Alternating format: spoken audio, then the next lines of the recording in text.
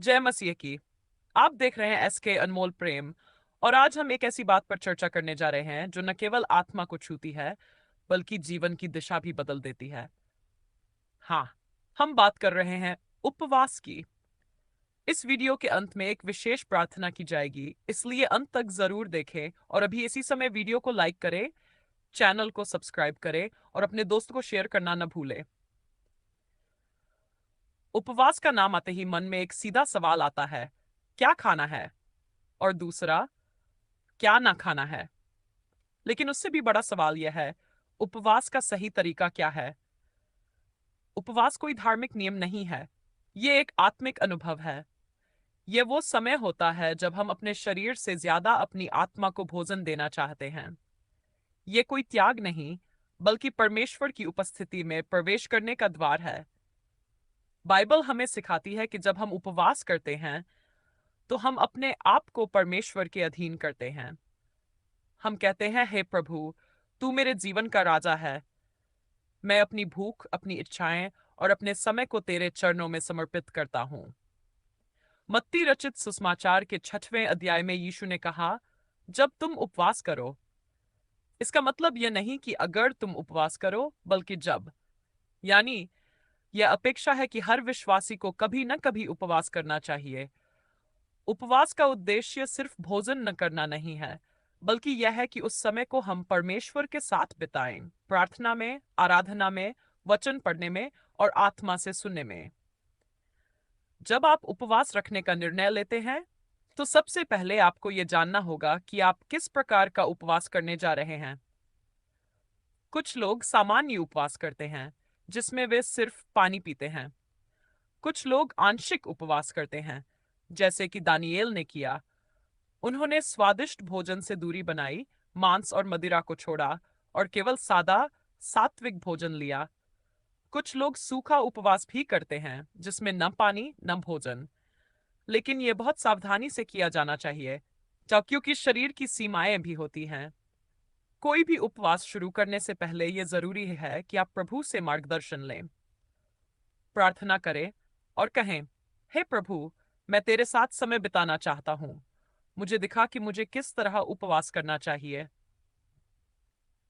यह भी तय करें कि यह उपवास किस उद्देश्य के लिए रखा जा रहा है। क्या आप परमेश्वर की आवाज सुनना चाहते हैं? क्या किसी निर्णय से पहले उसकी इच्छा जाननी है? या आप किसी बंधन, किसी चिंता या बीमार व्यक्ति के लिए मध्यस्थ प्रार्थना करना चाहते हैं? उपवास एक युद्ध है, आत्मिक युद्ध। इसमें शैतान आपको भटकाने की कोशिश करेगा। वह कहेगा, इतना क्यों कर रहे हो? वह याद दिलाएगा कि फ्रिज में क्या रखा है। वह आपको चिढ़ाएगा, थकाएगा और कई बार यह भी कहेगा कि इससे कुछ नहीं होगा। लेकिन जब आप स्थिर रहेंगे, तब परमेश्वर की उपस्थिति में अद्भुत बातें घटेंगी। अब बात करते हैं कि उपवास में क्या खाना चाहिए। अगर आप आंशिक उपवास कर रहे हैं, तो आप कुछ चीजें खा सकते हैं, जैसे उबली हुई सब्जियां, उबला चावल, साबूदाना, फल जैसे केला, पपीता, सेब, बादाम, किशमिश, अखरोट, नारियल पानी, नींबू पानी रख के। ध्यान रखें, ये उपवास एक तपस्या नहीं, बल्कि आत्मा को ऊपर उठाने का माध्यम है। इसलिए वह सब कुछ जो शरीर को भारी करता है, उसे दूर रखें। क्या न खाएं? तला हुआ खाना, मसालेदार या चटपटा भोजन, मिठाई, चाय, कॉफी, मांसाहारी भोजन, ब्रेड, बिस्किट जैसे प्रोसेस्ड आइटम। अब सवाल आता है, दिन भर क्या करें? क्या बस भूखे बैठना ही उपवास है? नहीं, उपवास का मतलब है प्रभु की उपस्थिति में रहना। सुबह उठते ही प्रार्थना करें, एक गीत गाइए, स्तुति कीजिए, फिर बाइबल का कोई अध्याय पढ़िए और उस पर ध्यान कीजिए। हर 2 से 3 घंटे में आप फिर से प्रार्थना करें, आत्मा को उठाइए। कोशिश करें कि उस दिन मोबाइल, सोशल मीडिया और किसी भी व्यर्थ के कार्य से दूरी बनाएं। उस दिन परमेश्वर का समय है, कोई फोन, कोई टीवी, कोई इंटरनेट नहीं। यदि आपके पास बहुत कम समय है, तो आप इंटरमिटेंट उपवास रख सकते हैं, सूर्योदय से सूर्यास्त तक। दिन भर कुछ न खाएं, सिर्फ पानी पिए और शाम को हल्का फल खा सकते हैं। अब बात करते हैं कि उपवास को खत्म कैसे करें। जिस तरह आपने उपवास की शुरुआत प्रार्थना से की थी, उसी तरह समाप्ति भी परमेश्वर को धन्यवाद देते हुए होनी चाहिए। सबसे पहले प्रभु को धन्यवाद दीजिए। अपने लिए और दूसरों के लिए प्रार्थना कीजिए। फिर थोड़ा पानी लीजिए। कुछ देर बाद फल। सीधे भारी खाना न खाएं। कई बार लोग उपवास को ऐसे समझते हैं जैसे ये कोई नियम है, लेकिन ये नियम नहीं, प्रेम का संबंध है। जैसे कोई प्रियजन के लिए उपहार देता है, वैसे ही ये परमेश्वर के लिए समय देने का उपहार है। उपवास के दौरान कुछ परेशानियां भी आ सकती हैं। सिर दर्द, चिड़चिड़ापन, कमजोरी, मन में बेचैनी। ये सब सामान्य है क्योंकि शारीरिक भूख आपको खींच रही होती है। लेकिन यही समय है कि आप आत्मा को भूखा न छोड़ें। उसे प्रार्थना का भोजन दें। बाइबल में उपवास के बहुत से उदाहरण हैं। मूसा ने 40 दिन उपवास किया जब वह परमेश्वर से 10 आज्ञाएं ले रहे थे। एस्तेर ने यहूदियों की रक्षा के लिए उपवास किया। दानियल ने दर्शन पाने के लिए, और यीशु मसीह ने खुद अपनी सेवकाई से पहले 40 दिन उपवास किया। जब आप उपवास करते हैं तो स्वर्ग हिलता है, क्योंकि ये आपकी गंभीरता दिखाता है। यशायाह की किताब के 58वें अध्याय में लिखा है कि सच्चा उपवास क्या है। अन्याय की जंजीरों को खोलना, उत्पीड़ितों को छुड़ाना, भूखों को भोजन देना और नंगे को वस्त्र देना। अर्थात उपवास का सही फल आपके जीवन और व्यवहार में दिखना चाहिए। उपवास आत्मा को तेज करता है। वह आवाजें जो आपने पहले कभी नहीं सुनी, वे अब सुनाई देने लगती हैं, क्योंकि आप शांत हैं। आप स्वयं से हटकर परमेश्वर को देखने लगे हैं। उपवास का सबसे बड़ा फल है परिवर्तन।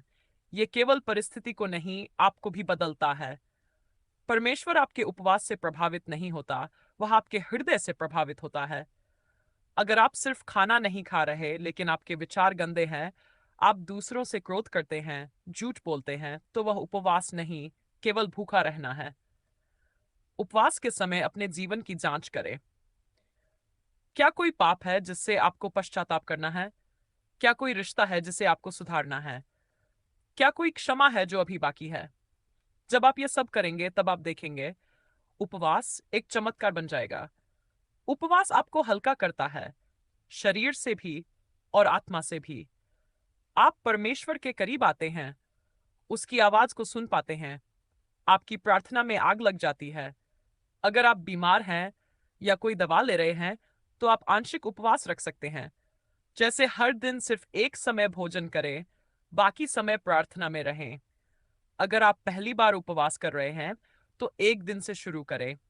फिर धीरे धीरे 2, 3 या 7 दिन तक जा सकते हैं। लेकिन सब कुछ प्रभु से पूछकर करें। अब अंत में हम एक विशेष प्रार्थना करेंगे ताकि परमेश्वर आपको उपवास की समझ और सामर्थ्य दे। हे स्वर्गीय पिता, हम तेरे चरणों में आते हैं। तू जो आत्मा है, हमें आत्मा से चलना सिखा। प्रभु, हम जानना चाहते हैं कि तुझसे कैसे गहराई से जुड़े। हमें दिखा किस प्रकार उपवास करें। हमारे जीवन में तेरी आवाज गूंजे। जहां हम कमजोर हों, वहां तू हमें शक्ति दे। हमें भूख और प्यास दे, तेरे वचन की, तेरे आत्मा की, तेरी उपस्थिति की। यीशु के नाम में हम प्रार्थना करते हैं, आमीन। यह था उपवास पर संपूर्ण आत्मिक ज्ञान। वीडियो अच्छा लगा हो तो लाइक जरूर करें, चैनल एस के अनमोल प्रेम को सब्सक्राइब करें और इस वीडियो को जरूर शेयर करें ताकि दूसरों को भी परमेश्वर की निकटता मिल सके। जय मसीह की।